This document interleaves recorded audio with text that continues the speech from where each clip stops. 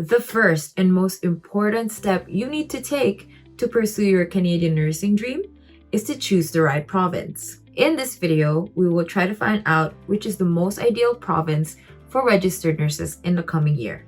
Keep watching. Hi ganda! If you're new here, my name is Nurse Fabb. I'm a Filipino registered nurse who is pursuing her nursing career here in Canada. I have been in the position where I had to choose if I should apply to British Columbia because I have my family there, or if there's another province who can have like an easier or a faster route than British Columbia. But ultimately, I chose British Columbia because I realized that it's 10 times easier and faster if you have, relatives that you can rely on, you can ask for help. So for me, it's kind of like a personal choice.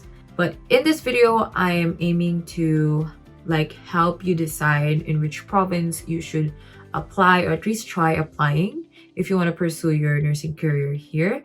We will be comparing 6 provinces. So that will be BC or British Columbia, Alberta, Saskatchewan, Manitoba, Ontario, and Quebec. So among these 6 provinces, I would be comparing them against 5 aspects, namely nursing education, requirements and processes, salary, cost of living, and job opportunities. If I think that province did well on that aspect, I would give them 1 star.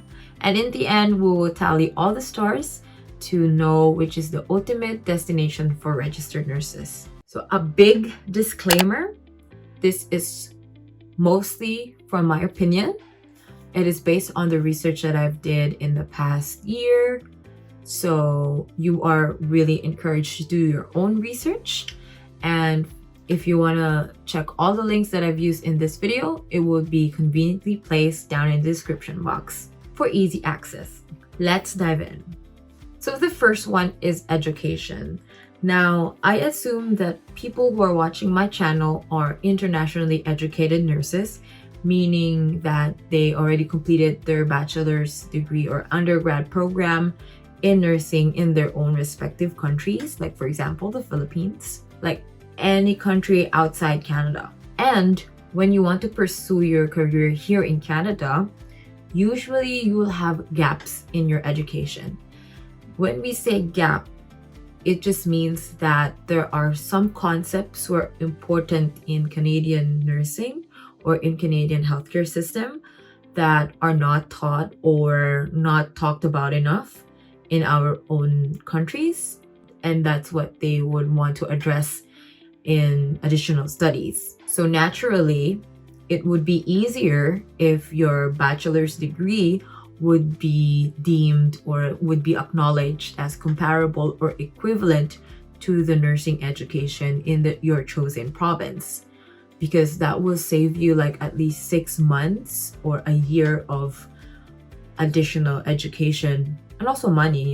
You don't need to pay for additional education for that. So I've checked all the regulatory boards, and there's only one province who said explicitly on their website that they acknowledge that Philippine nursing education is equal or equivalent to the nursing practice in their province, and that province is Alberta. Alberta acknowledges the nursing education from a lot of countries. I'll name all of them. They acknowledge Australia, India, Ireland, Jamaica, New Zealand, Nigeria, Philippines, UK, and the US. So if you're from those countries, you will skip the additional education because they acknowledge that it's equal and it will save you a lot of time. The rest of the provinces would rely on your NNAS advisory report to say if they're comparable or non-comparable. So you still need to process your NNAS, then you would know if it's comparable or uncomparable or somewhat comparable.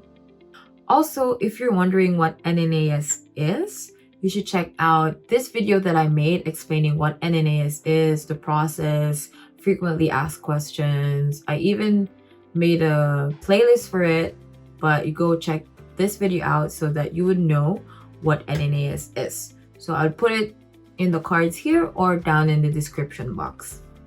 The second factor is requirements and processes.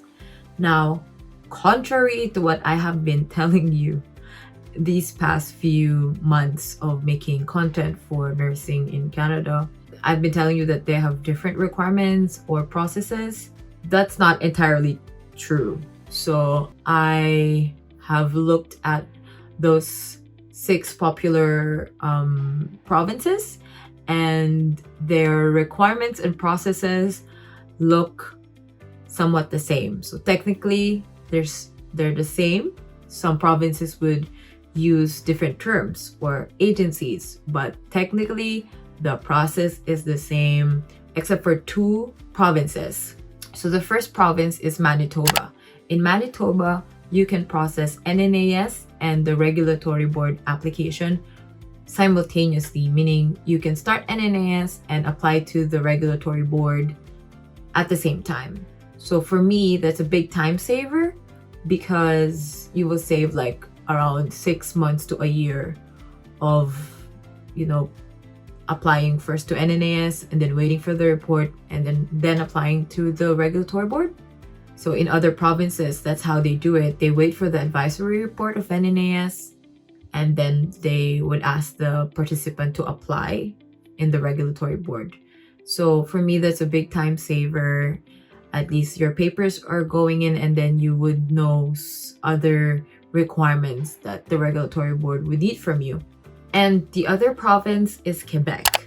So in Quebec, there's another additional requirement, which is French proficiency. And I tried studying French in Duolingo, and I can tell you it's not easy.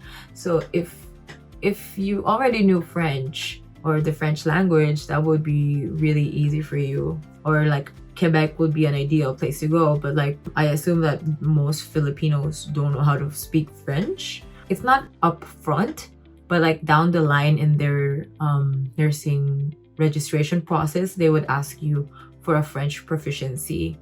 It's a big deal. It's a big requirement to ask.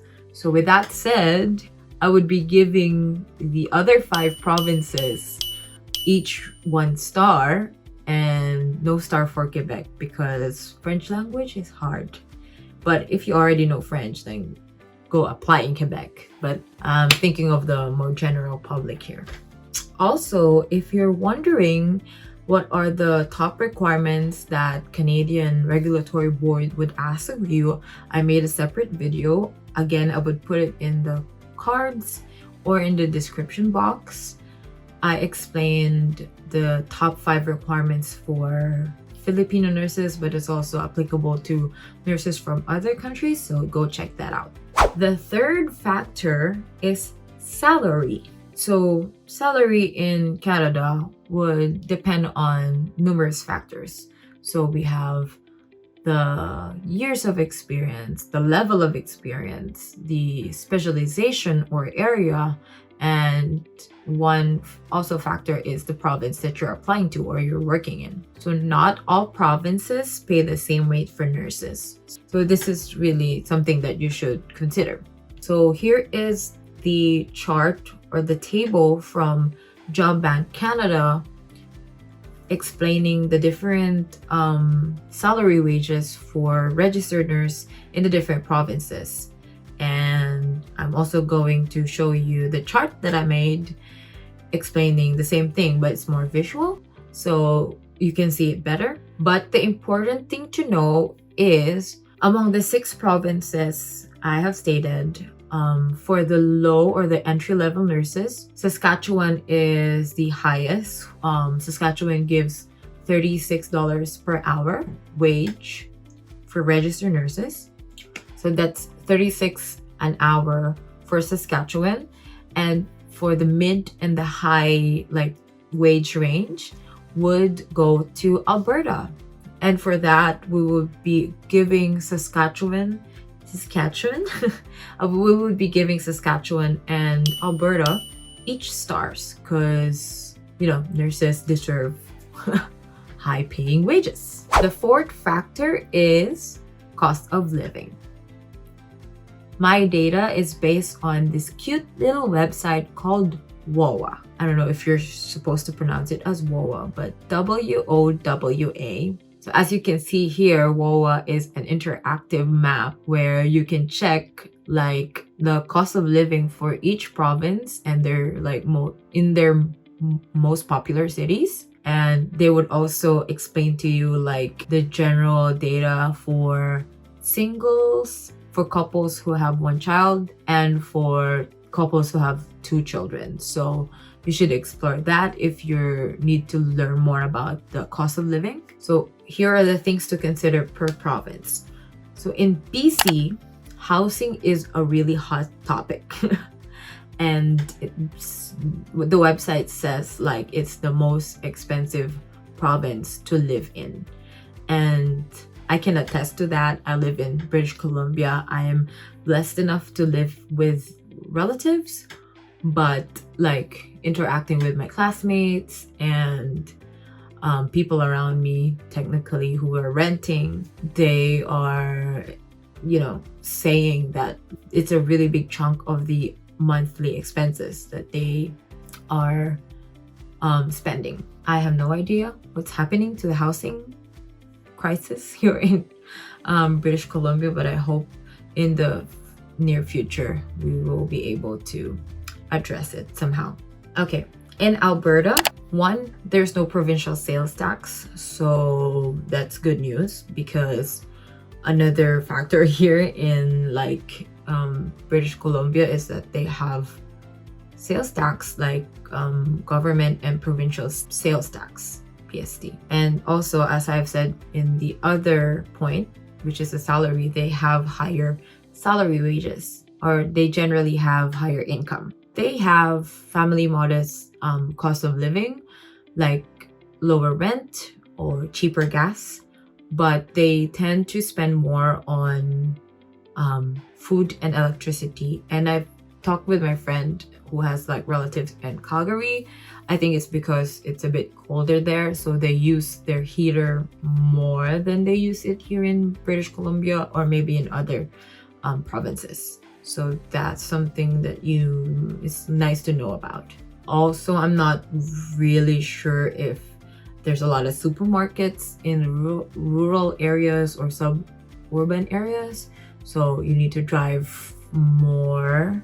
So maybe that's why the food would cost more in Alberta. That's just my thoughts. What do you think? So for Saskatchewan, they say that it's a really nice place to raise a family because it's very affordable to live in. In Manitoba, it's a fairly rural province, so be used to just like wheat fields. And they also said that it's really affordable. Ontario is the largest province, but also one of the most expensive ones. And in Quebec, they have the lowest cost of living.